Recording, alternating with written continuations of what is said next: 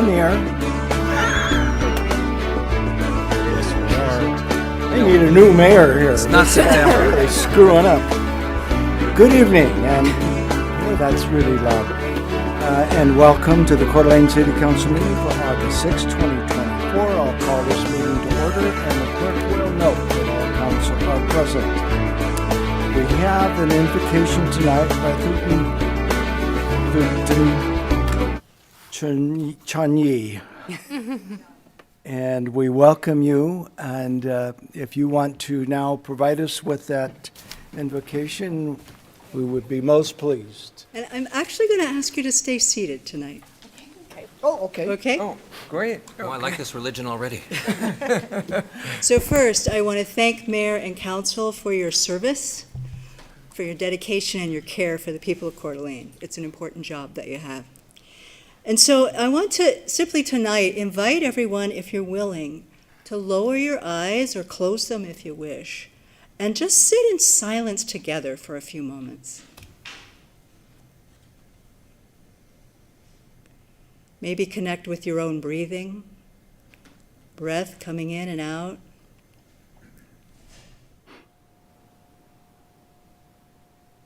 And aware that we're all breathing the same air.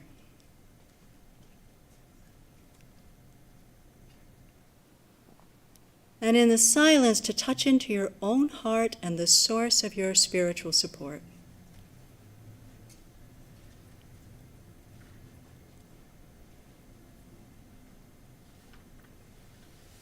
With that spiritual source comes the qualities of love, compassion,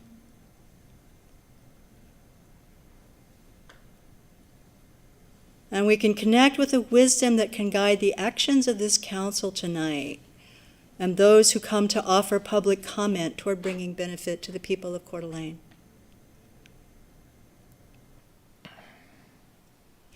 May the innate goodness of everyone here tonight contribute to a harmonious meeting that fosters harmony in the community.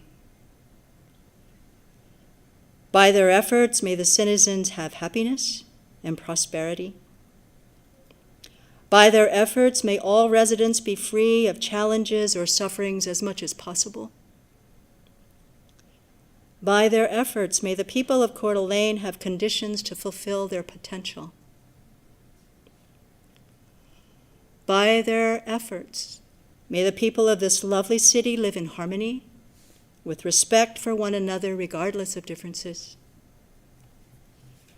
By the efforts of this honorable governing body of dedicated council members, mayor, and the citizens who have come to speak, may all the people of Coeur d'Alene flourish. May this be our motivation for the evening. Thank you. Thank you very much. And now we will stand for the Pledge of Allegiance to our country. And I would ask Amy to lead us, please. I pledge Allegiance to the flag of the United States of America and to the republic for which it stands, one nation, under God, indivisible, with liberty and justice for all.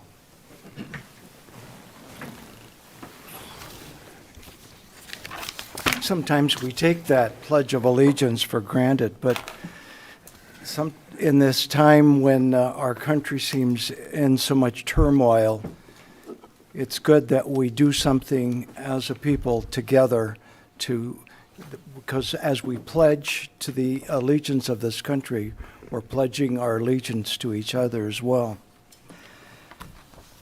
There are amendments to the agenda. We will need an executive session, so I'll be adding that at the end. Anything else? Do we need a motion to make that? Pardon? Could I make that Yes, we motion? do need a motion. Not now. We need a motion to amend. the Oh, agenda. okay. I guess we do. So, Mr. Mayor, I would make a motion to amend the agenda to add an executive session pursuant to Idaho Code 75-206A to deliberate on a labor contract offer. This motion is based on the fact that the negotiation session between the city and fire union occurred this afternoon, and specific proposals raised could not have been anticipated earlier, so as to include an executive session on the agenda. An emergency is hereby declared to allow a vote on this motion based on the fact that the union board is scheduled to meet tomorrow on the contract proposal. Second. We have a motion and a second. Do we have to vote individually? No, you can. Okay. All those in favor of the motion respond with aye. Aye. Opposed with nay. Motion carries.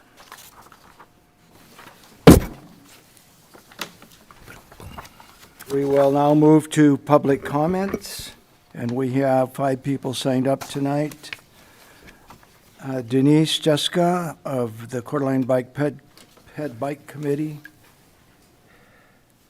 Hi, and welcome. Hi, I'm Denise Jetska, and this is Mike Fuller. We're both from the Bike Ped Committee. And August 16th, Friday, August 16th, we're going to have a wheelchair awareness program down on Sherman. We'll have a little event on Front Street, Lakeside Front Street and Sherman, and we'll have hopefully quite a few wheelchairs where everyone that's participating, everyone that shows up can have a wheelchair, and we're going to take you around and show you the daily issues that someone in a wheelchair would have getting around just in this area. Besides the sidewalks all over downtown are horrible, but this is just a little taste of an everyday wheelchair person or somebody with a disability, a walker, wheelchair. We will have hopefully enough chairs for everyone, so it's pretty exciting. And we're asking any department heads that make decisions for the city to come join us, and we've had a pretty good response so far. So we're asking the city council to please join us.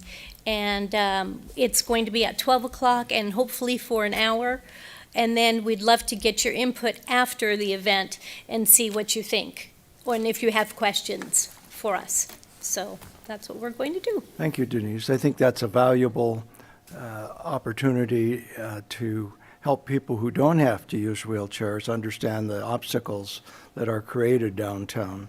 And so, thank you. Yeah. Mayor Hammond, we appreciate the support. A couple of years ago, we did this, and we had Mr. English, Kiki, Amy was there. Amy. and Amy were participating. So anybody else that would like to join, we paired up so somebody in the wheelchair that gets a workout, a good workout, they'll have a partner that can push them and help them in areas. It just goes to show that July was Disabilities Pride Month, and it was in 1990, Disabilities Act was enacted, and we really feel that people who are challenged with mobility deserve the respect and the dignity and the independence that some of the rest of us have taken for granted. And so these are things that we are continuing to work on in the committee. We do appreciate Amy Evans is on our committee. She makes many of the meetings, even though she has a lot of other obligations. So whether it's pedestrian or bicycle, mobility and safety is our key things, and we appreciate any and everyone that can possibly join in for just a little bit. We're meeting at the Plaza Shops, in the resort Plaza Shops, and then at the end of the session, we'll have kind of a quick little gather together, and everybody can have a little bit of input and see. So this is something that we feel very strongly about, and would like to see other people understand the challenges. And instead of having an obstacle course that wheelchair people go through, we're going to show you a daily obstacle course that's here in town that we go through daily. Right. So that's what we'd I like to do do. remember that, and for those of us who just take it for granted, and it's like, oh, they have the, very easy slope. But when you're rolling one, it's not. And then being extremely mindful of all of the stuff that sticks out on sidewalks. I mean, they've got them allegedly corralled in, but if they're sticking out at all, so yeah, this is a very good educational, I don't know what my counseling schedule that day, but anyway, yes, good for you. Thank you. So we hope you can join us. Thank you. Okay. The next person is from Tesh, and it begins M-A-R-C and then ends with Marcy, okay. Z-E-L-L, but I can't get it all in there, so. It's Marcy. Marcy? It probably looks like Marcel. It does. Or Marceau. Marceau, yeah, Marseille. Madame. Some people have called me that too, so I'll take any of them. Welcome. Thank you. Yes, I'm with Tesh. I'm the CEO from Tesh, and I'm here speaking to your agenda item number 3, which is in regards to the CDBG grant. I just first want to say thank you for considering Tesh again this year. For those, I know on the council, they know what TESH is. We're an agency that serves youth and adults with intellectual disabilities. But those in the audience, we serve people ages 4 through 84 that have an intellectual disability. We do day supports, job site supports, and we rely on the funds, like CDBG funds, to support our facility. We have a 24,000 square foot building and 2 acres of property. We are a reimbursable agency, so it's essentially one-to-one. What service we provide, we receive those funds from the state. But anything outside of those services that we do on a daily basis has to come from grants or fundraising efforts. So in a 24,000 square foot building, it's important for us to seek funding to help with those maintenance projects. We have 3 projects that we've sought funding for. Irrigation cap. Now, I know nothing about this, but I know that we are spending, on average, about $500 more per summer months for our irrigation system. And it came to light about 3 years ago when all of a sudden one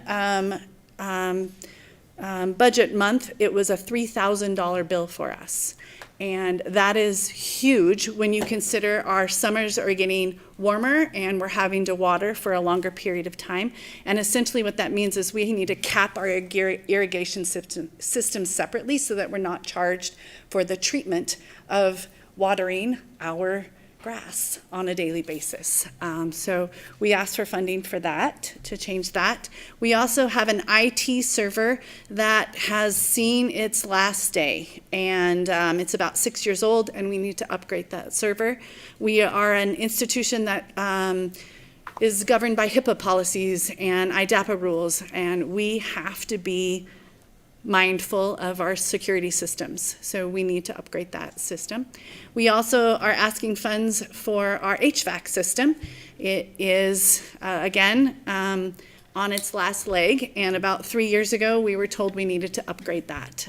So we have sought funds for those three projects to do maintenance to our building. And in the past, you've been very generous to Tesh, and I am always grateful for that support. And like our invocation, we are a place that transforms lives, and we're about providing opportunity. And as she spoke earlier, it's about making sure that everyone has that opportunity. Thank you. Thank you. And if you have any questions, I'll be here because I know that's next on your agenda. Thank you. Thank you. Amanda, if you want to hold your comments, you can do it now, or you can do it at the public hearing for the CDBG. That's fine. Okay, thank you. Ruben Rodriguez, welcome. Hello, I am Ruben Rodriguez, and I am with Idaho Sunshine. It's a new organization that's just starting this year, It's sponsored by Arizona Sunshine. They do free medical, dental, and vision down in Arizona. And they are sponsoring this organization and planning a new event that's going to be happening this summer. So in September 19 and 20, we're going to be having a completely free, no strings attached, vision, dental, and medical event at the fairgrounds. So, and it's going to be an annual event, so this is the first of hopefully many more to go. And it's more of just wanting to get the city council's approval and support. In the past in Arizona, that they've invited the mayor and whoever else wants to come on the council to do a tour during the event. So if you guys wanted to come down there and tour the event, that would be fine and super fun to have your support there. It's a Thursday and a Friday, so it's during the middle of the week. So it's no strings attached, first come, first serve. We actually just signed on a denturist, so there's going to be same-day dentures. That's something we haven't budgeted for, so if you guys wanted to support us financially, we could use some money there. It's $500 of denture, which is actually pretty cheap compared to what dentures usually cost. We're going to be doing basic dental, no surgeries, but extractions and x-rays and things like that. We're going to be doing as well chiropractic and massage therapy, as well with legal counsel and doing haircuts and professional photography. No insurance required. Nobody needs to even have ID. All they need is a name. So a lot of people, sometimes if they're homeless and stuff, they don't even have identification. So that's something that we thought is Coeur d'Alene could really use. It's not just the Coeur d'Alene. I mean, Spokane people, upper people from all over the area are welcome to join us. So just wanted to share that with you guys. This is the first of hopefully many that's going to happen. It's sponsored by the Seventh-day Adventist churches in the community. And we aren't pushing our religion or anything like that. So it's just one way we want to reach out to the community and help people in need. So I want to share that with you guys.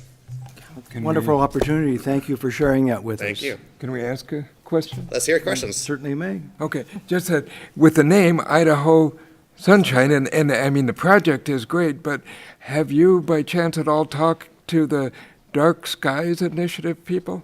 Is that with a camp? There's a camp? No, just where they can see the dark sky. Just for I'm kidding about this, but the concept of that is great. I mean, Isn't it people great? need that. Yeah, so here's another thing about it. So Arizona is actually flying down like 30 of their people that have started and done this for 15 wow. years in Arizona. Yeah. And we got dentists and doctors coming from California up here. And it's one of those things where it's a pretty big deal. So they've been doing it in Arizona throughout multiple cities down there. So. Yeah, so somewhat like the veteran stand down that does that. So, Yeah. but good. Mr. Mayor, Yes. Mr. Rodriguez, can you leave a copy of one of your I would brochures? love to. with I have our- lots of them. Where can I leave them? If you can just leave them with our clerk Yes. or council, that'd be great. Okay. Thank you. Thank you. And any way we can advertise, the best, the better for us. Thank you, Ruben. Thank you. Mike Gridley?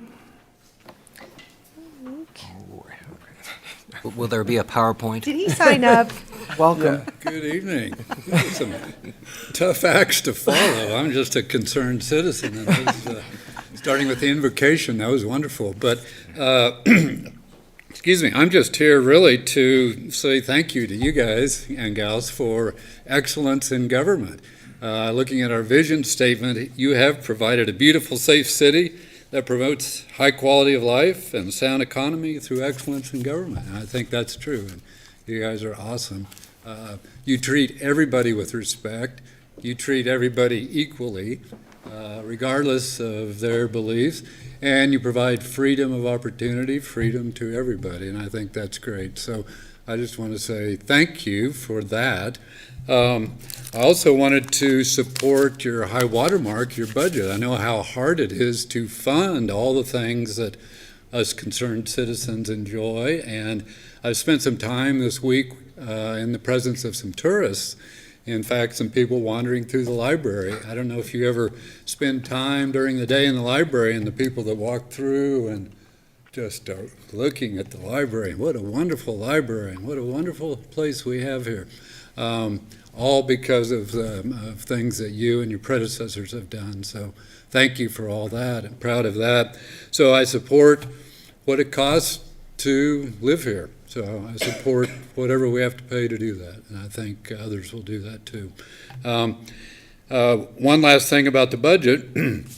I know we support law enforcement, and that is largely viewed as police, but just keep in mind that there is no enforcement unless your legal department goes to court and handles that. And I know Randy and now Ryan Hunter, awesome lawyers. And Wes Somerton before that was a prosecutor that did an excellent job with some very, very difficult cases. So don't forget them toiling away in the darkness over there. And then finally, my own promotion, Ales for the Trails, the North Idaho Centennial Trail Foundation that helps promote the Centennial Trail. We have one of our big fundraisers, August 17th, Saturday, and it's in City Park, and we work in collaboration with the Parks Department, and it's a good event, and you don't have to drink beer, you can just come down and hang out, but it's a fun event, and it supports our parks, or supports the trails that are part of our park system. So again, I just want to thank you and Mr. Tymason and everybody that works for the city. They do an excellent job with pretty tight budgets, and it's a great place to live. So thank you. Thank you. Thank you for your kind comments. Announcements from the council? Vicki, didn't you have one? Well, I did, and I'll try to make it brief. I just wanted to do a thank you and a shout out to our planning department, and actually since Marcy was here, who was actually, I think, one of the chairs for Coeur d'Alene 2030 at one point, they did this parking on Sherman with a grant, and I know some of us were like, what's happening with this money, but I drive that every day, and I was mentioning to the mayor that that was such a brilliant move with money to inspire what can happen on East Sherman without any government intervention, without any tax dollars, by utilizing a grant. And if you drive down that area now, which I've been doing for the last 12 years regularly, it's just got a brand new face. New businesses are showing up down there. There's a food court coming in. It's cleaned up, some older hotels. Even some derelict gas stations are turning into bistros and coffee shops. So I just wanted to say thank you for the foresight. Our planning department sometimes, you know, they kind of get overlooked as one of those critical pieces, but it takes a long time to have those things come to fruition. And I think it was a wise move to use that grant that way, and it's really paying off. So I just wanted to say thank you to them. So Hillary, share that with the team. Dan? Yeah, and I think this could either fit now or in the high water mark, but just late today, there was a bulletin from the governor's office that he has made an executive order having to do with foster parents. And all of my adult career have had something to do with the foster care system. We've been foster parents. We've been, when I started Youth for Christ, we had volunteer foster emergency homes. And what his executive order is doing, because some of you know that there's an incredible shortage of foster parents. I mean, not many people are willing to stand in that gap. And so he is declaring they are going to have 8 weeks of paid family leave. Any state employee in any department that does that, and he's challenging other entities to do that.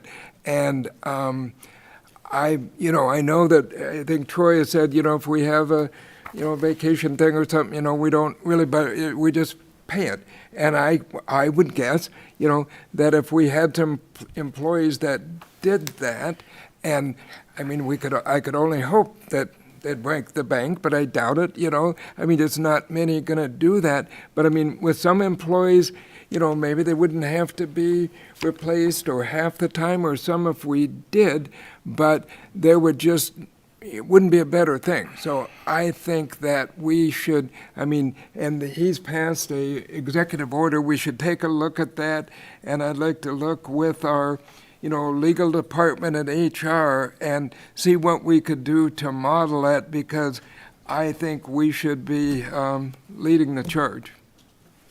Thank you. It really wasn't an announcement, you know.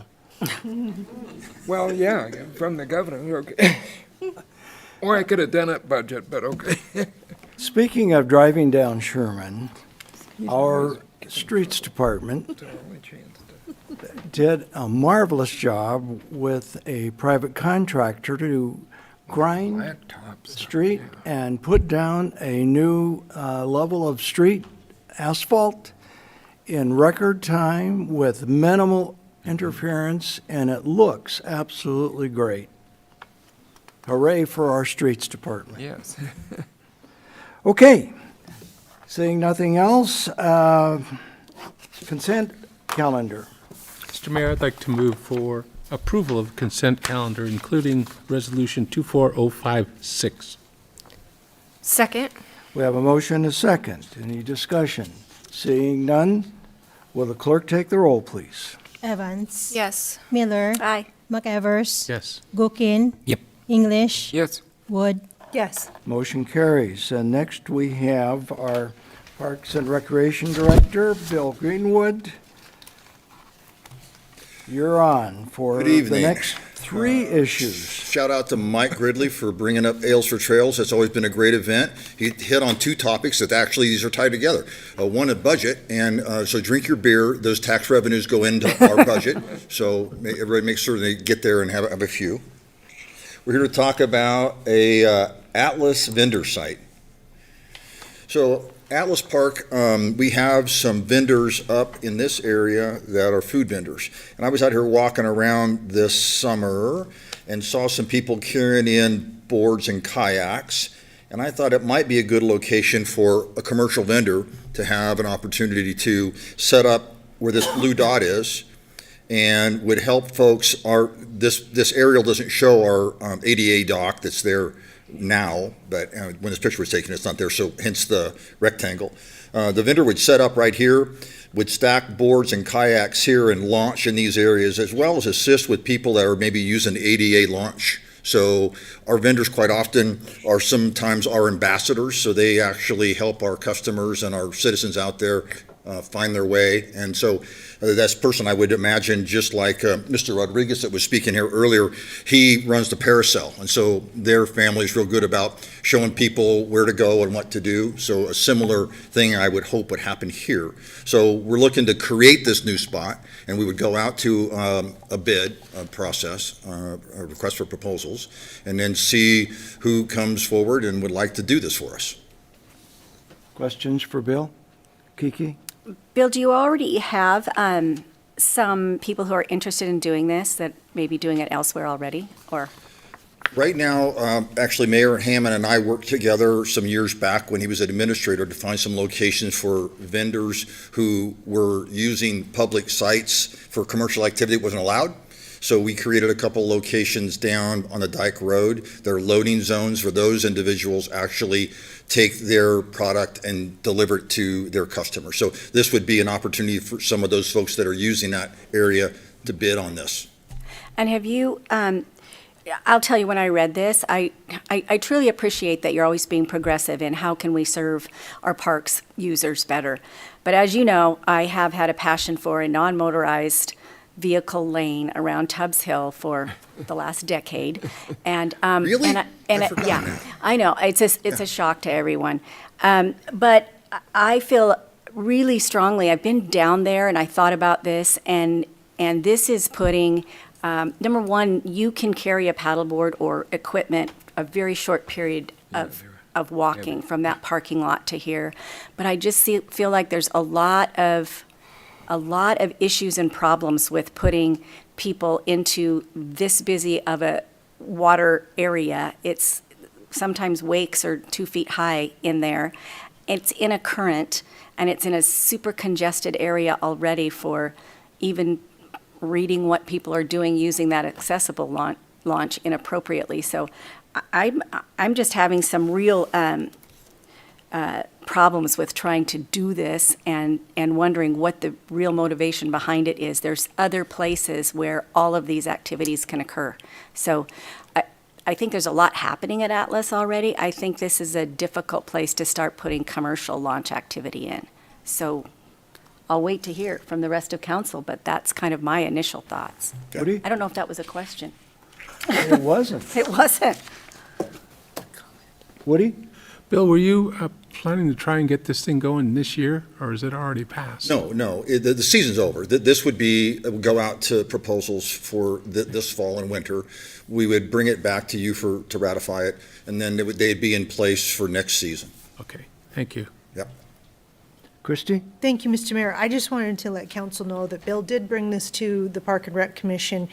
The entire commission asked questions. They were very interested, very, very much in support. It was 100% in support to bring this to council and look for our approval. Atlas is up and coming. It's busy. People enjoy it. And Kiki has talked about another area. Doesn't mean we can't have two.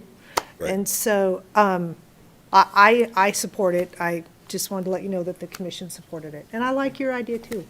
Thank you. It's not one or the other for me either. I'm sorry, speaking out of turn. I just feel like this is, during discussion. Yes, go ahead. So, Bill, Yes. actually, I wanted to ask tonight anyway, because there was that nice, well, I don't know, nice, but feature article about the ADA ramp, Right. the inappropriate Which- use. yep. And there was no, on one hand, there was no way we can let that, go by the wayside and everything. On the other hand, you guys can't be down there. I think if we could have a partnership with a vendor that's going to keep an idea, educate people, that's a great, Yeah, kind I'm of hopeful for that, partnership too. of And private. Mr. Bewley spoke out of turn a little bit. He misquoted me. I was venting to him a little bit about my staff's frustration Well, with sure. them trying to do this, and it's like I kind of just said, gosh, we'd hate to have to take it out. And so Yes. he misquoted me in the paper. Yeah. I'll never take it out. Yeah. You would never allow me to take it out. It doesn't hurt to have, to give people the reality that Right. something's got to happen, and I think this would be a great way. Right. And, and for next year, there's lots of planning time, and have a vendor in mind. that can be, I would think, part of the criteria is that, they're going to do something to help, like Right. say, ambassador, but a little bit of watch guard too, so. They would. Yep, okay. That's what our current vendors do all the time, so I'm Perfect. hopeful that we'd have the same relationship. Okay, thanks. Questions? Actual questions? Actual, Sure, I can think of one and prove to me to be the exception. How much are we planning to make off this? How much you paying who? How much are we going to make off this? What are we going to charge them? I think I was looking at probably, it's a short season, so it's not very much space. I was thinking the minimum bid would be about $3,000. I'll take it. Okay. There's a All right. question.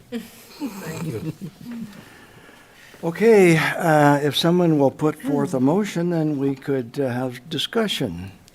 Well, I'd move to approve the resolution 24057, which is approving a new vendor location at Atlas Park for passive water sports rentals and a potential $3,000 to the city.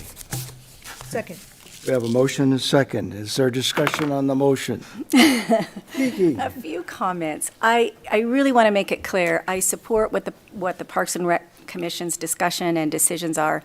I just personally think we have typically underleased really valuable lakefront property in Coeur d'Alene, in my particular view. And I just feel like this is far enough away from that ADA ramp. I don't know if that's going to be a benefit, Councilor English. And I just feel like we are putting people in a situation that is going to be a liability to the city with what's happening down there already. And I do go down there, I frequent that in the summer on busy days, and there's a current, there's waves, there's just a lot that could go wrong. So I'm not in support of it. I am in support of what Parks and Rec does and the good job that you do. And it's not one or the other for the other idea for me, it's just I'm not in support of this one. Seeing no further discussion, will the clerk take the roll, please? Miller, No. Yes. McEvers, Buchan, Yes. English, Wood, Yes. Evans. Yes. Motion carries. You're still up? I sure am. So you passed an MOU that we modified this spring with the Pickleball Association, local Inland Northwest Pickleball Association. And so they were raising some money to, and you approved this as well, to convert some tennis courts into pickleball courts. And so they got a sponsor, and I think Councilman Gookin asked me about that, if there was some naming rights opportunity, and I said at the time, yes, there were, and I would come back with that if that happened, and here I am talking about Parker Toyota contributed $85,000 for naming rights to help the Pickleball Association build those courts. And so that's what we're here to do, is to accept that donation. This is what the sign will look like. The location they are proposing is right about here. We were looking behind us, if you were, so to speak, on 15th Street, but it's kind of, you don't see it very well. So this would bring them in down the entrance into the park, and they would work their way around to the pickleball courts. So it's this leads directly into the BMX track, but there's a roundabout way to get there, and that's what they're hoping to do with their sign. And take any questions about that. Okay, are there questions? I have a question. Go ahead, Amy.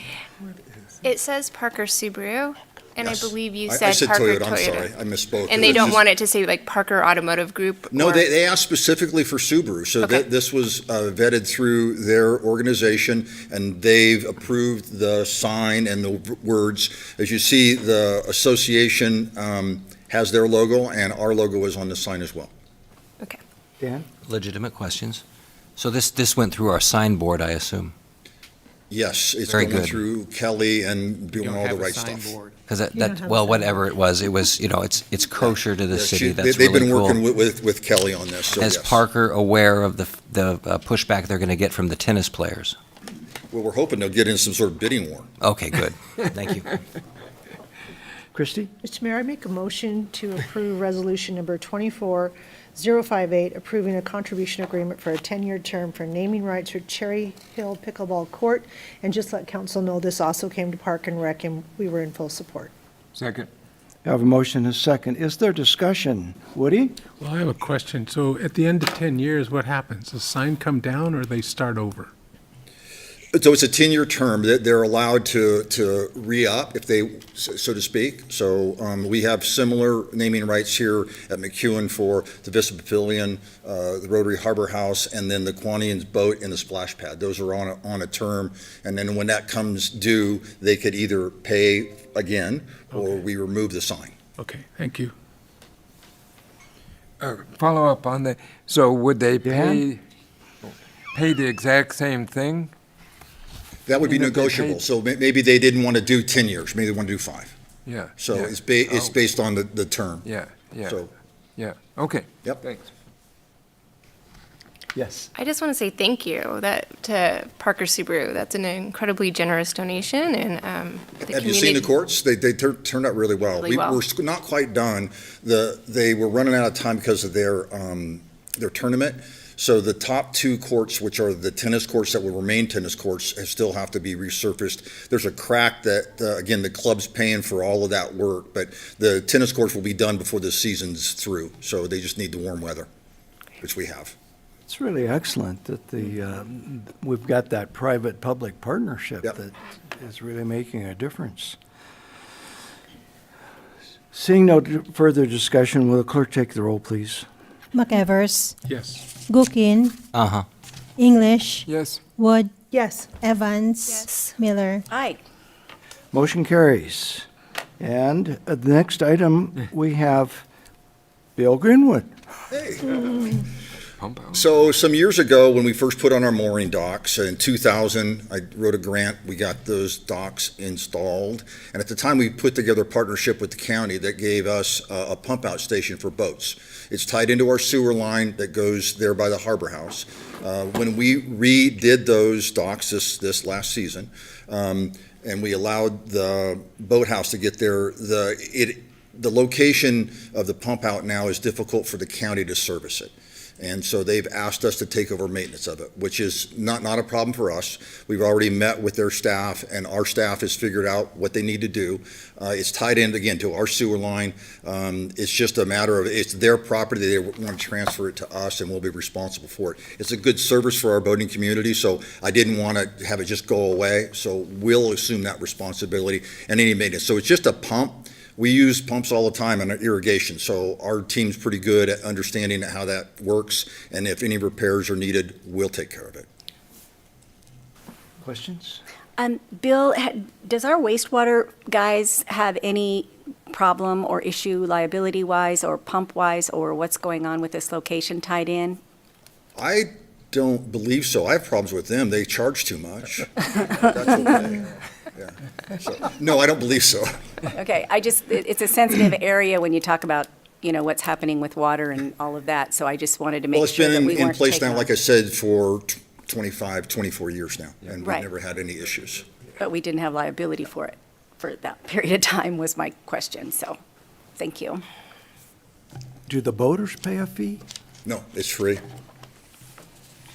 It's good to have it. Yeah. Better than dumping it, sorry, Yes. Mr. I think the consequences of the. It's all about alternate- clean water, right? That's what we want to do. We're going to help them out. Okay, how about a motion? I'll make one, Mr. Mayor. Thank you. I make a motion to approve resolution number 24059, approving a donation agreement with Kootenai County for Sandy Sailor pump out at the city's mooring docks. Second. Motion and second. Is there further discussion on Sandy Sailor pump? Seeing none, will the clerk take the roll, please?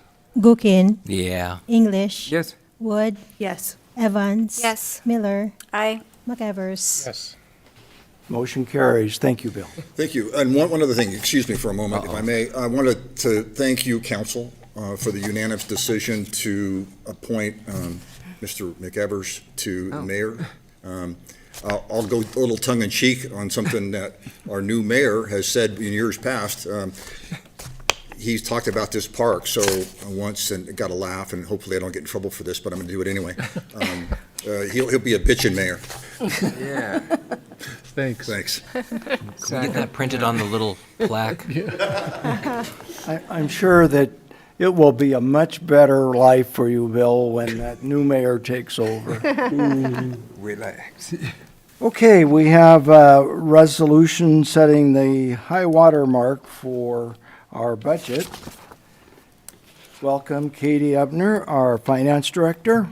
Thank you. Sorry to interrupt the Bill Greenwood show. We're going to talk budget here. So we've spent quite a bit of time this summer talking about the proposed financial plan. We've talked about some of the struggles that the city is facing as far as loss of revenue for new growth, and just commitments that are ongoing that need revenues to cover them. So I know that this process is something that council members and our mayor are very familiar with, but being fresh, looking at this with fresh eyes as a newbie to cities, I find it very interesting how the code handles the city budget setting process. So I'll go into a little bit of detail for those in the audience who may not be familiar or those watching online. So as far as Idaho code requires that our city set an appropriations ordinance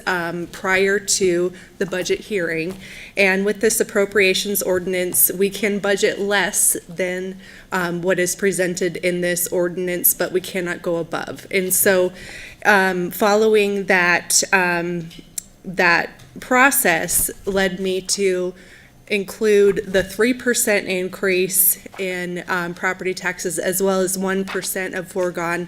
I did not want to limit council in any sort of decision at the budget hearing. And so, of course, less can be approved. And, in looking back, we have spent a bit of time looking through trends in our city with new growth. Looking at some years, the city would capture $800 or more $1,000 in new growth in order to serve that additional property in the city. This year, we have our new growth number set at 77 million.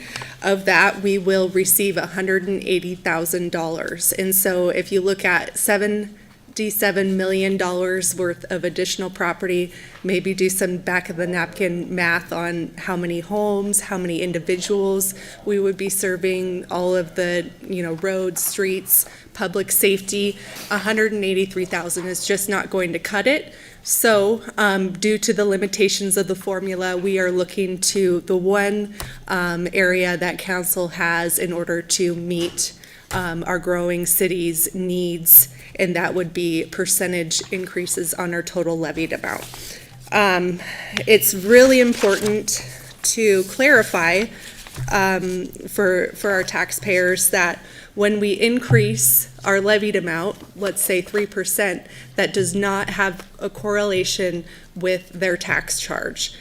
Property taxes are a little difficult compared to other taxes, which are based off of your situation. So if you think of income taxes, how much you make, maybe how many deductions you have, you can get a pretty good idea of how much you're going to pay in your income taxes.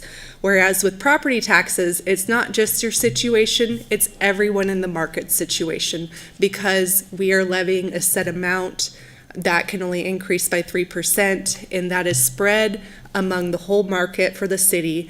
And more taxpayers means the burden is less for everybody. And so in being unable to capture that new growth revenue, looking to those percent increases overall is sort of where we're at as a city. I did include in the packet some of the slides from my previous presentations for the budget workshops. I probably don't need to go through them because you're all familiar with those, but I can pull them up during discussion if we want to clarify anything there. Okay. I think that's it. Questions? Woody? Just, so do you have any idea what the 3% is going to be out there? Have we got totals from the county yet? The 3%, yes, so Dollar? the dollar amount, I believe it is going to be about $800 and some $1,000, and so very similar to what we would have captured from new growth. Wow. Okay, thank you. Dan? Thank you, Mr. Mayor. Katie, what was the percentage increase for growth in the city year over year? The percentage increase year over year, Yeah. that calculation didn't come in, but I can certainly run that for you. So we don't prior know to the whether next meeting. because we based the levy rate calculation on that. Right, yeah. Did it go up or down? Do you know, Troy? Oh, the levy rate, No. I mean, the assessed value for all properties in the city, yeah. So- did that go up year over year, or did it go down? Did it stay flat? It did go up 77 million. We have seen increases. It's slightly lower than we've seen in the past years. I think $100 million has been kind of the ballpark of what we've seen year over year. I don't know if you have more to add on that. Do we know what the percentage is?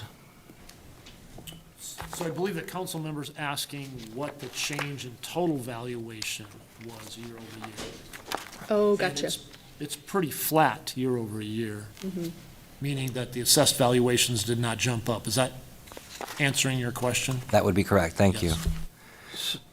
So then, did I interrupt? I guess I You're the can't, mayor, you since can I'm the interrupt mayor. me, yes. So then that pretty much leaves the levy rate at the same level then too, doesn't it? It will be pretty close based on that. Of course, new growth will be factored into it, and so we did not see the 10s and 20s and 30% increases throughout the city as we had seen in years gone by.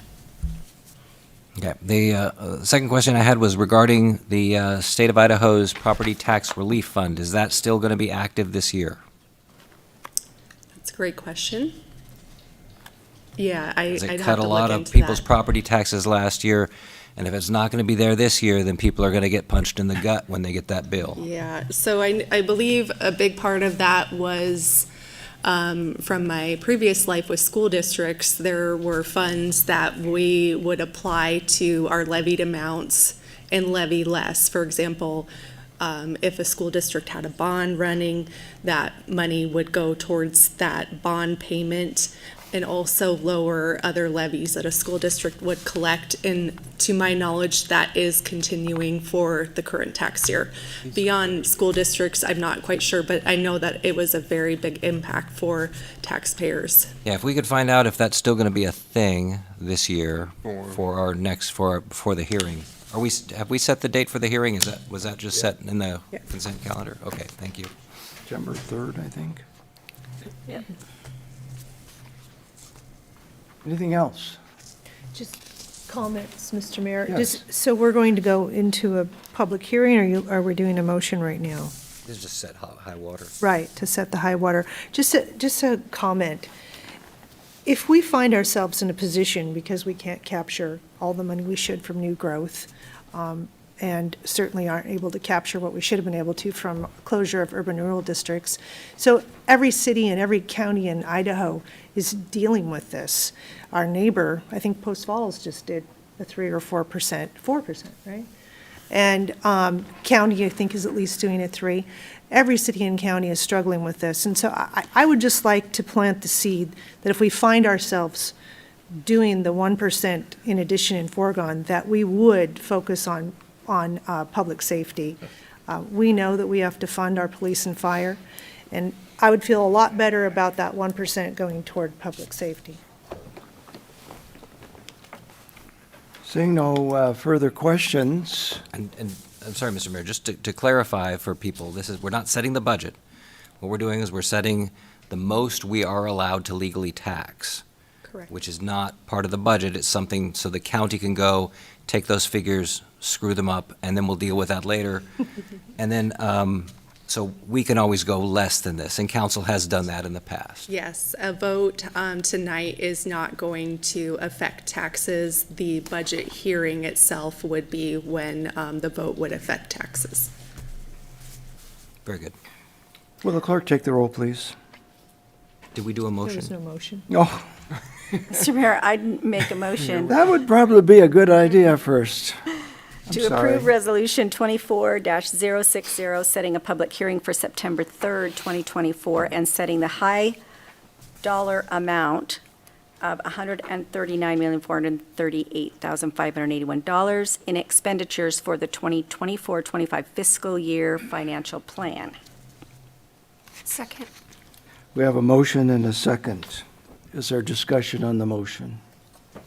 Seeing none, will the clerk take the roll, please? English, Yes. Wood, Yes. Evans, Yes. Miller, Aye. McEvers, Yes. Gookin. Yeah. Thank you. Thank you. And again, I want to emphasize, if the council takes 3% or even 4%, that does not correlate with your taxes going up 3 or 4%. Mostly because of new growth, you could actually see your taxes remain stable or maybe 1%, but not the full 4% or 3%, whatever the council chooses. Okay, now it's the Sherry Barticher Show. Welcome, Sherry. Hi, Mayor and Council. I'm here with 3 community development block grant items tonight. The first is we're seeking approval to submit our 2024 annual action plan to HUD for approval, and that would be for our 2024 plan year that starts on October the 1st of this year and runs through September 30th of next year. Tonight, we're going to go over a little bit of the background of CDBG, our citizen participation process, the needs that have been identified by the community, our action plan budget, and then we'll open the public hearing for an opportunity for the public to make comments on our plan. Tonight, again, we're going to request approval for the city to submit the CDBG 2024 Annual Action Plan to HUD for review and approval. The history, the city has been receiving the HUD grant through the CDBG program since 2007, and this is a grant that is geared to support the low to moderate income residents in our community. Low to moderate income is a HUD designation of households that income is based on 30, 50, and 80% of the yearly area median income. And for Kootenai County in 2024, that is based on a family of 4 at $97,300. Some of the eligible activities with the CDBG money are acquisition of real property. We can pay for relocation and demolition. We can rehabilitate residential and non-residential structures. We can construct public facilities and make improvements to those.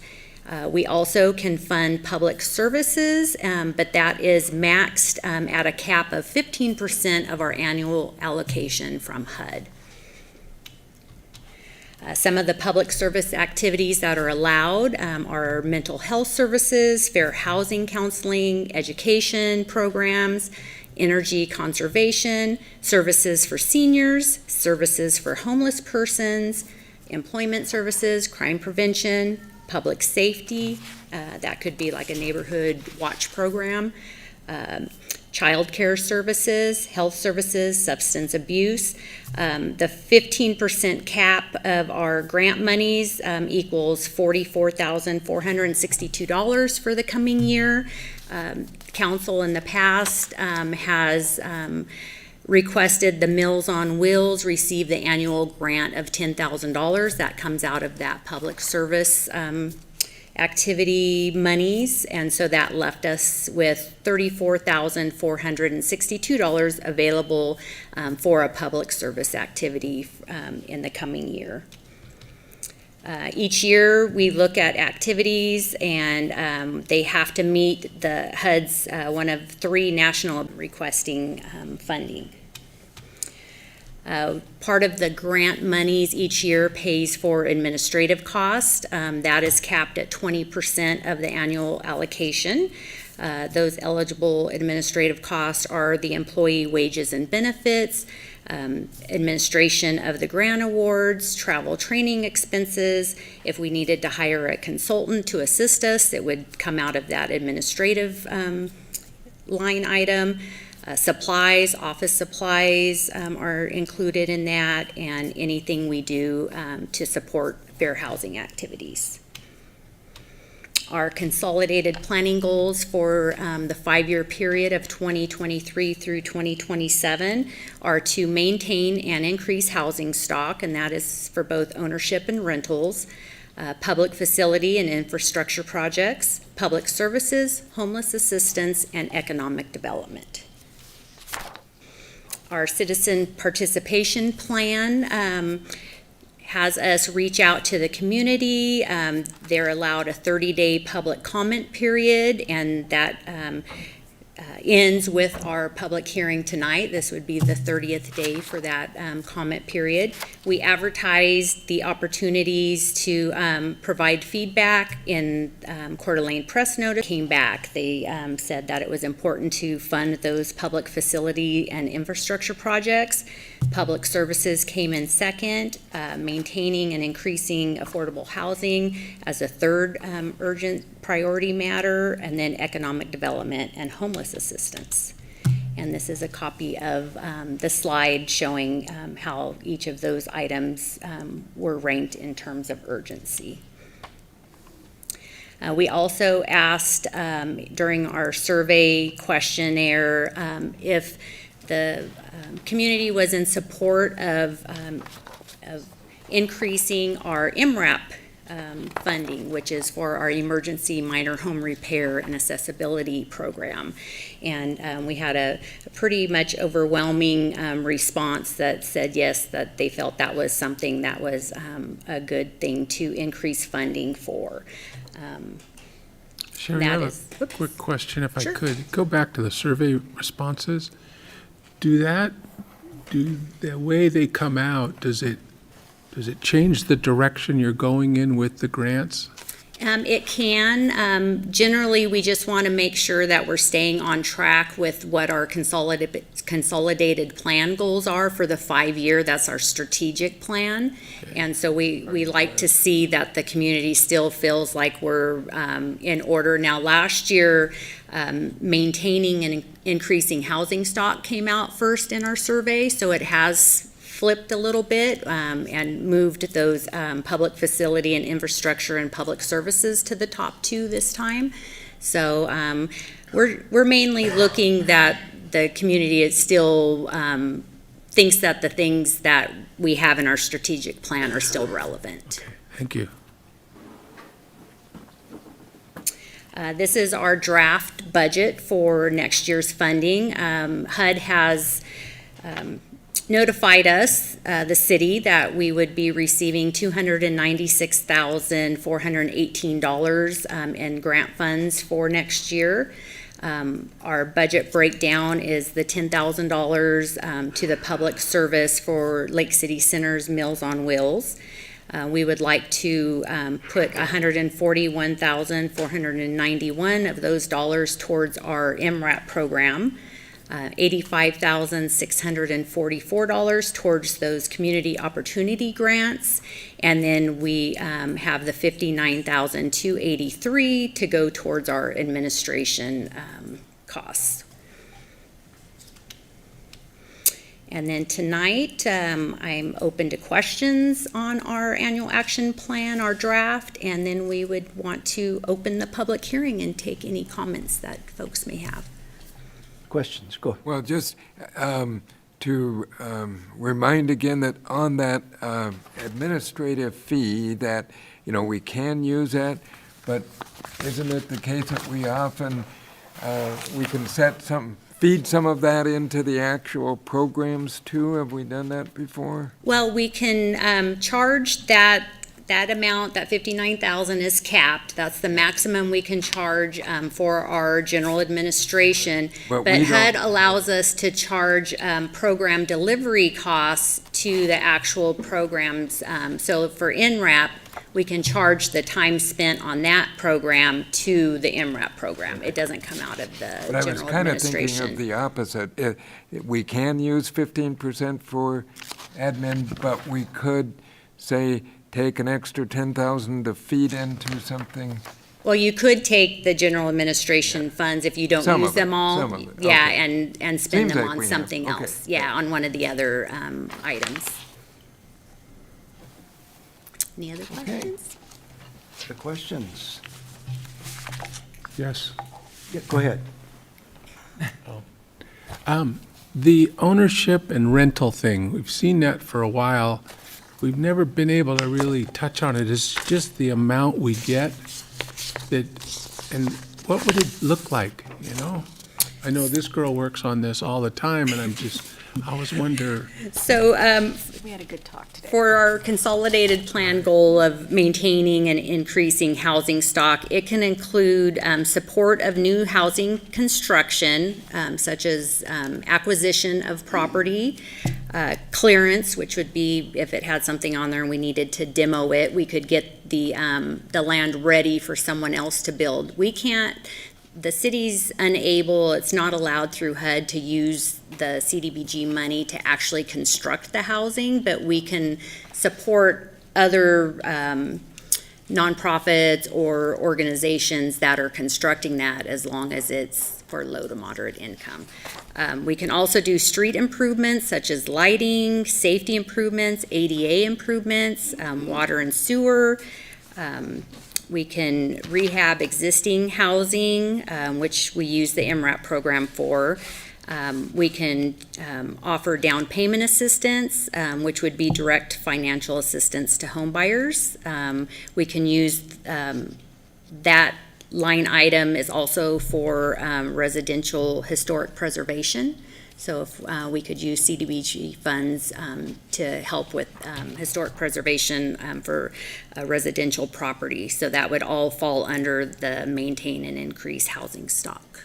So again, with what we get under $300,000, doesn't go very far, It, right? it doesn't, but like, we have supported, and are still in the process with Habitat for Humanity. We granted them some funds out of 2020 for their Second Street project, which paid for engineering and some of the plan checks and those kind of things. So we can use the money to assist with the building projects. It's more of the soft costs or acquiring a property and getting it ready. Thank you. Other questions? Just a Yes. quick question, and Kiki probably will have the answer. Oh, I'm sorry.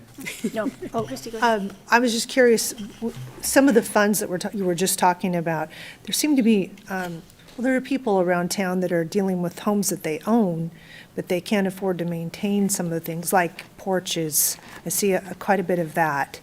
And are they eligible? Can they apply? They can, as long as they fall under the income limits. Yeah. So right now, for a family of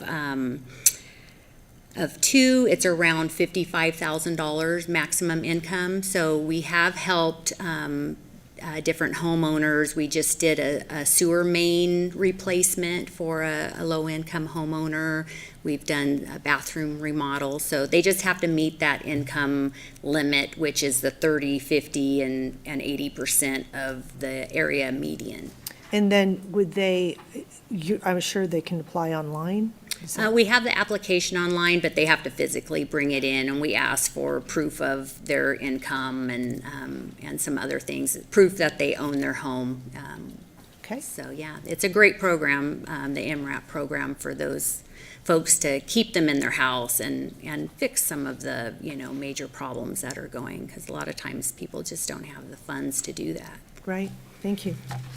Kiki? I'll just add to both of these questions that Sherry and I did have a couple of good, long conversations, and the Housing Solutions Partnership is kind of connecting with the CDGB program to find out on a case-by-case basis the allowable amounts, and what they're allowable for through CDGB are small, but they can be paired with other programs in order to help people get some code issues up to speed, which might allow them to join one of the home share programs or something like that, or have themselves be able to stay in their home and let other family move in if they can, get their home, in compliance with code issues. So we're trying to plug in multiple resources to help people and make those dollars go further.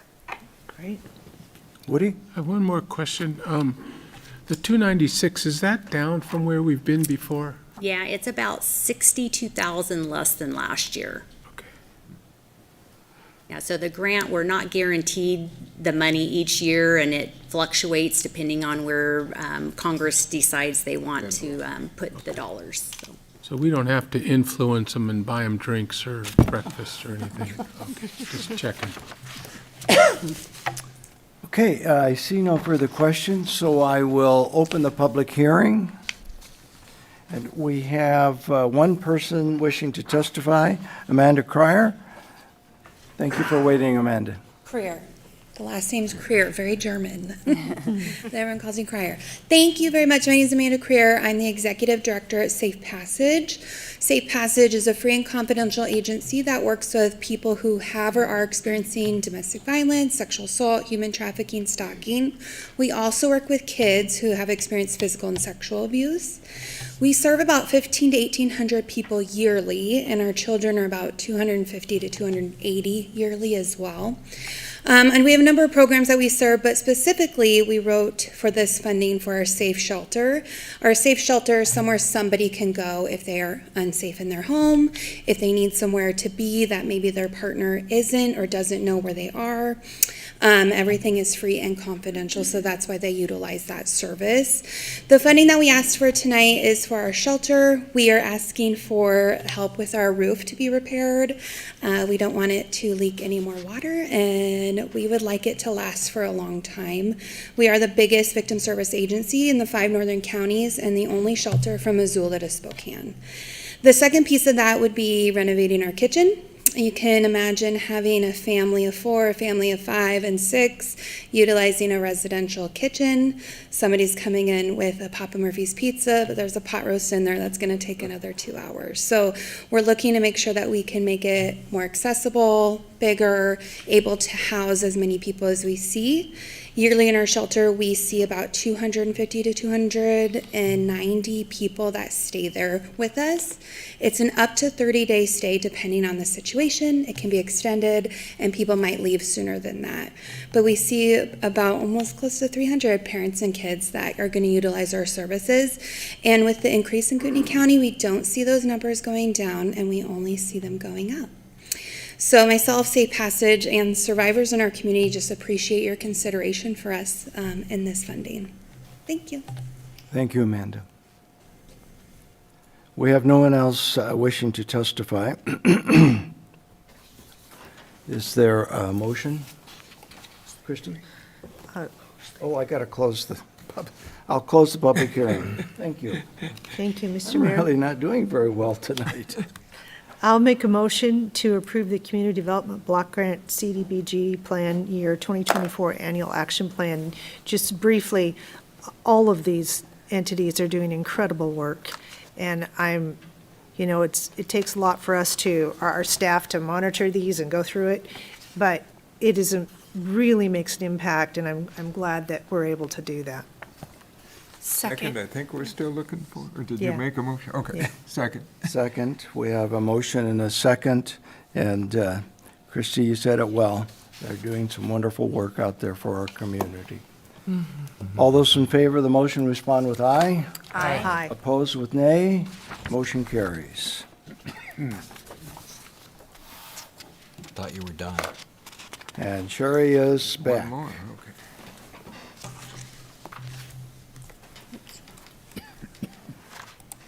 Oh, that hymn. Okay, part 2. We have a request to increase funding in our IMRAP program for roof repairs. So a little history, or I guess current fact. Right now, the maximum grant that is allowed through our IMRAP program is $5,000. Unless it is for a sewer or water main repair, then we have received council approval to go up to $20,000 for just those type of repairs. At this time, we've had a few applications come in from low-income homeowners that need their roof re-roofed, and they are unable to bridge that gap in funding between the $5,000 and the actual costs, which are running closer to $10,000 to $12,000 for a small roof or a smallish repair on a larger house. So we have the IMRAP funding in the budget now. We have asked that it be increased for next year as well. And we actually put it in our survey asking if the community was in support of increasing that grant amount just for that roof repair or replacement. And our survey respondents were in support, a majority of them, of increasing that dollar amount from $5,000 to $10,000. We have a few pictures of a couple of the projects we've done recently. The one bathroom project on the left was an unusable bathroom. The tub was falling down to the outside of the house, and we were able to help that homeowner repair that and get it into working order and usable. On the right, we had the sewer main replacement that I talked about. It was the old clay pipe, and we were able to help that homeowner, single elderly person, repair that and stay in their home. Here's a couple pictures of some of the previous roof repair projects that were done. I believe these were done around 2021. 2022 before pricing just went through the roof. So tonight, we're asking for council to increase the maximum grant amount for the IMRAP program to $10,000 in regard to roof repair or replacement projects. Questions? Woody? So I have to ask, so I'm old and I'm broke and I'm broken and my roof is going bad, but I own the house and I need a new roof. So I call you up and I go, I got a roof guy, one wants 8,000 and one wants 12. Does it ever come to that where you choose who you? So we go by the city's procurement process also. We require 3 bids, minimum of 3 bids, and we take the lowest bid. Okay. Now I get a new roof. And now I go, I'm going to go in an old folks home and sell my house because it has a new roof. Is there any kind of We don't have sticks on that? We have at this time we don't have any kind of requirement stating that someone has to stay in their home. We do informal interview and ask what their plans are, and I've had a couple realtors contact on behalf of a seller or a buyer and let them know, no, this program is meant to help homeowners stay in their home, but sometimes, especially, with some residents, they don't have control of what happens in the future. So, but we have talked about it informally, about if that should be something maybe we should start requiring before we spend money improving homes, and then they decide that they want to sell. So, No, I don't think that goes on, but it would just think that maybe things get a little sideways, and Yeah, I get it. We But talked about even maybe like just another check and balance of checking like realtor.com to see if the property has been for sale, in the last year. thank you. So Sherry, just to be clear, the IMRAP program, that is just for residential improvements, not? Correct. So it doesn't overlap the other grants that would be for a roof for one of our nonprofits? No, they would have to apply for the public facility funding. Yeah. Okay, no further questions? Would someone? I will make the motion to approve Resolution 24062, is that correct? 6-1. 6-1. Did I miss one? Sorry, I'm getting ahead of myself. It's 2. This one. Oh, wow, we got a Yes, couple more. 24061. 6-1, approving the amendment of Emergency Minor Home Repair and Accessibility Improvement Program, INRAP, policy to increase the grant amount from $5,000 to a maximum of $10,000 for roof repairs or replacement. Second. We have a motion and a second. Is there any further questions or discussion on the motion? Seeing none, all in favor respond with aye. Aye. Opposed with nay? It's a roll call, Mr. Mayor. Pardon? Roll call. No. Oh, it is a roll call. Man. I think we need a new mayor. I've had more mistakes tonight than anyway, will the clerk take the roll, please? Wood, Yes. Evans, Yes. Miller, Aye. McEvers, Yes. Gookin, Yep. English. Yes.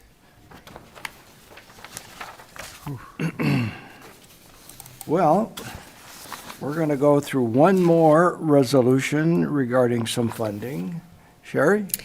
Okay, so our last item is authorization to enter into grant agreements using the 2024 funds, and we're asking to reallocate a portion of some of our Plan Year 22 funds.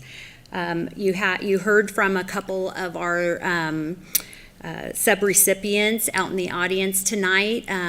It was in regards to this item. Their organizations applied for our Community Opportunity Grant, and our ad hoc committee selected their organizations or recommended them for funding.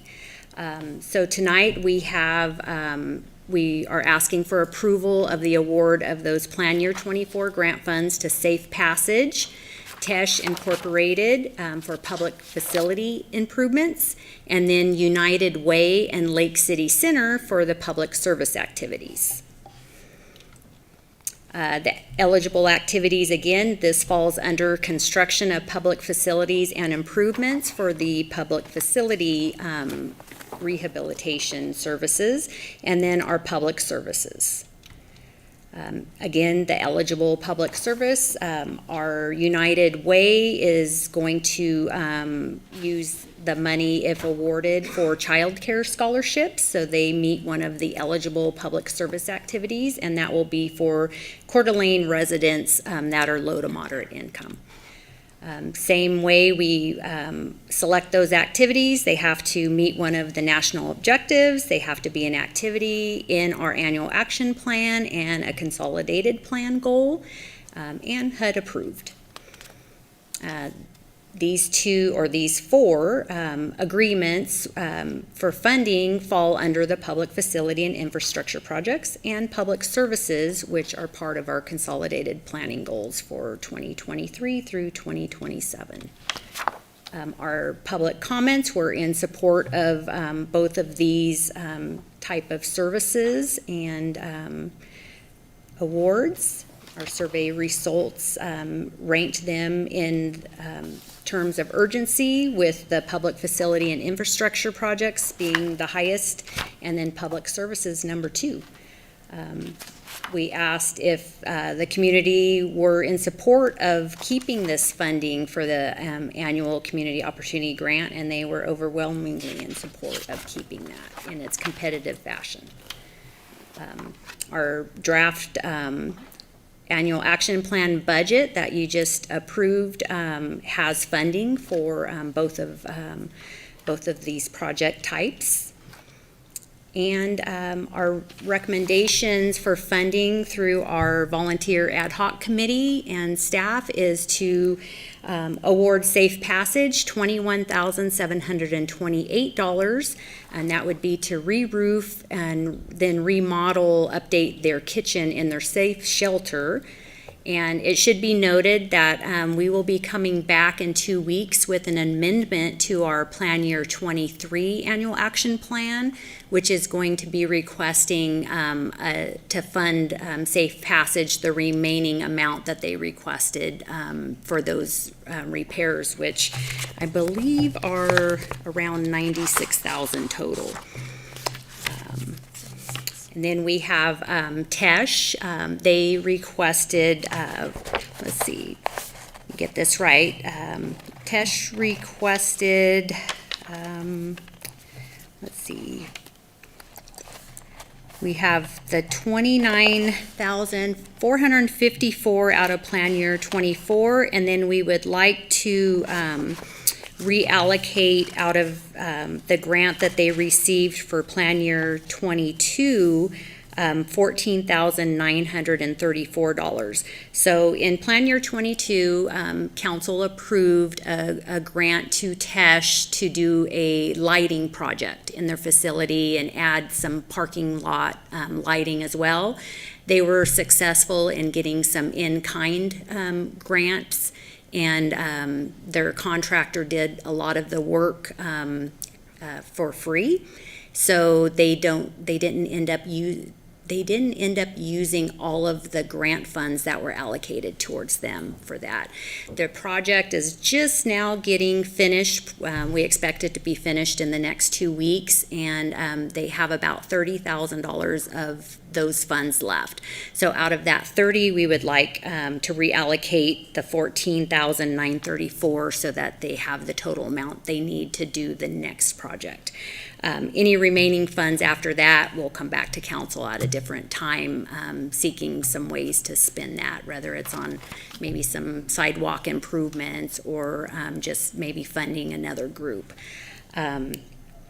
United Way of North Idaho, we're recommending that they receive the remaining amount, $34,462 for their public service for the child care scholarships.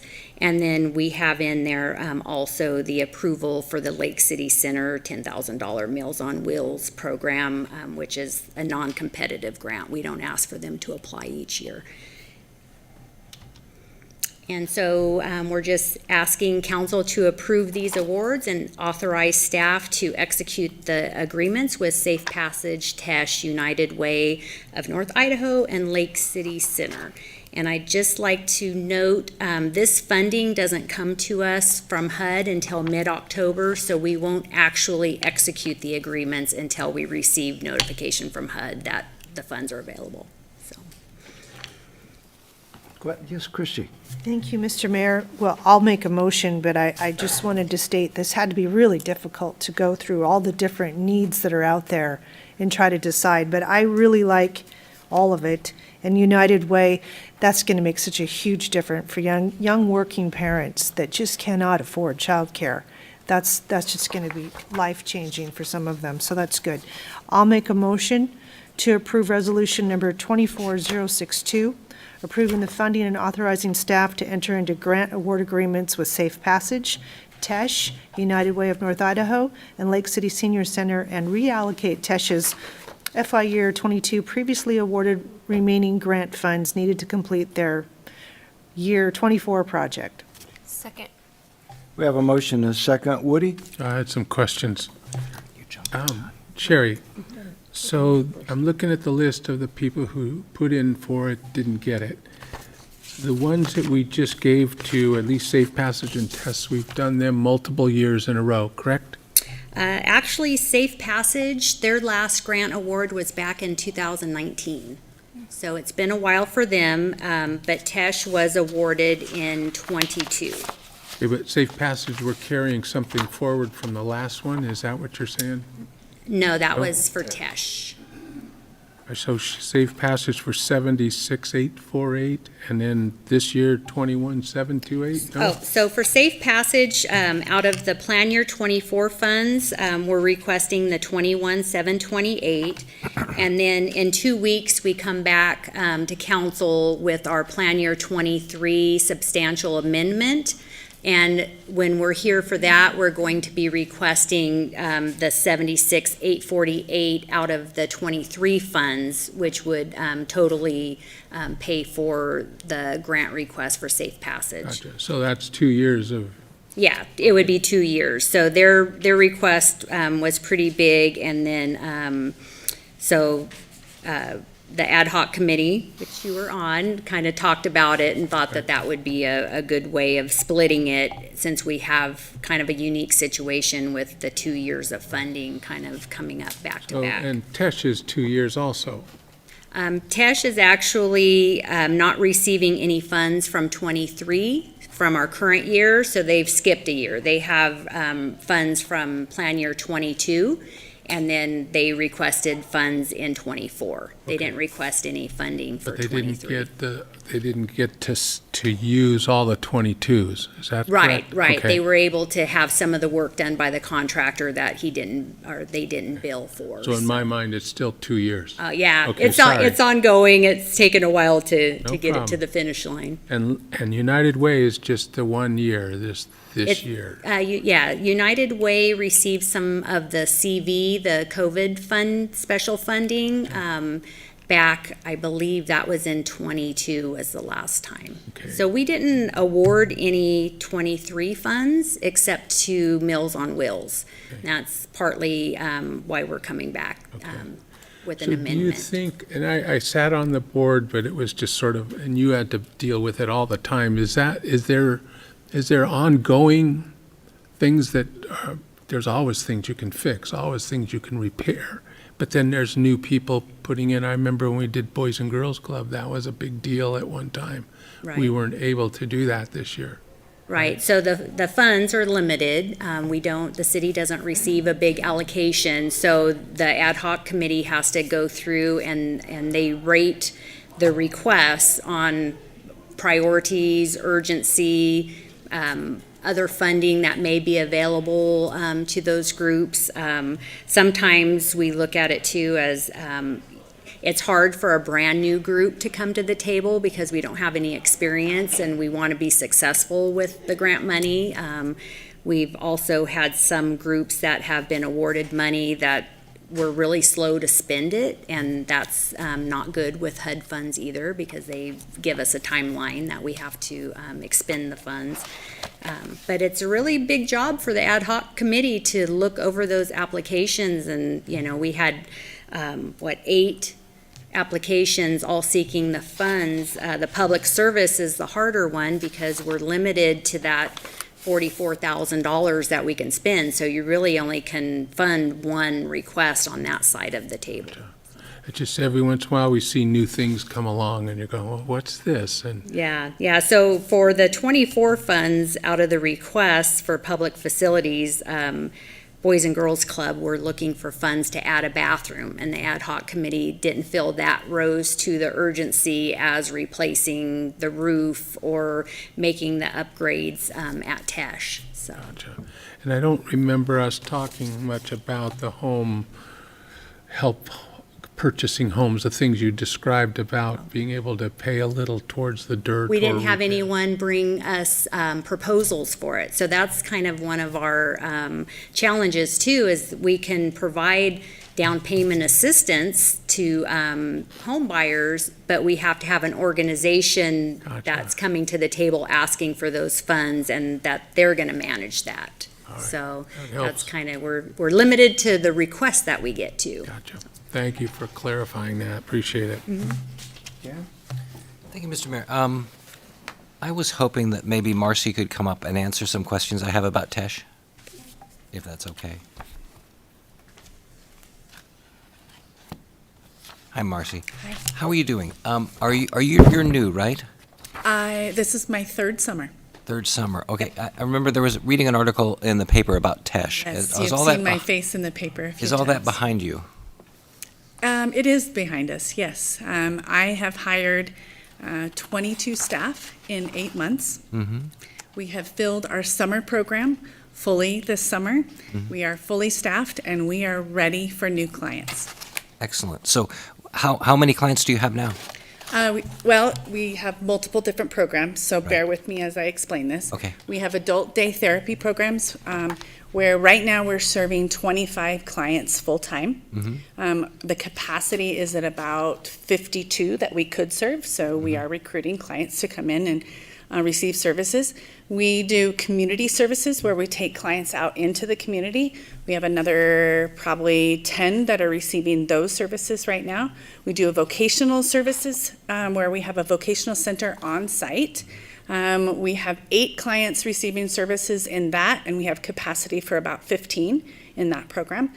We also do job coaching, which we have about 30-ish clients, give or take, in different phases of that process that are out in community businesses on job sites where we support them in that work. So all in all, we're serving about 60-ish when you look at those numbers. Some of them phase in and phase out at different times. But yes, I'm on my 3rd year. I implemented a lot of change or asked for a lot of change at Tesh. More in the realm of efficiencies and services and how we provide those services based off my background. And we had a staff that had been there for a long time, and we kind of did this for a couple years. And it came to a point where they decided they were going to leave. They left the agency and opened their own agency. So now there's 2 DDA agencies in the community doing similar work. Which is fantastic because the need is huge. 1 in 4 individuals has an intellectual disability in Kootenai County. So if you're looking at services provided, the need is there. Okay, but 1 in 4, and there's 7 of us up here. Starting to do the math. No, so how do your numbers go? Like historically, are you rebuilding, or did you never lose anyone? After COVID, we dropped quite a bit in our service numbers. So we probably went from about pre-COVID, looking back, and I was not there at that time, we were serving about 72 clients. After COVID, we were about 50. Okay. So right now, we're at about 25 in our day services. That's our Okay. core chunk of where we receive our reimbursement rates is in our day services. So we're at about 25. We have 2 onboarding this month and 2 onboarding next month. So,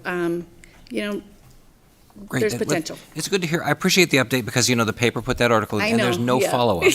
And so I'm personally, because I've donated to Tesh, and then I'm like, For okay, many well, years, what's yes. going on? And now it's good to hear that you guys are back Yeah. on track. You got a solid program going over. Happy to support you with this. And Thank you. I Yeah. wanted you to help you get the word out. I love it. Thank you very much. My nose has been to the grind in hiring individuals. It's not my normal job.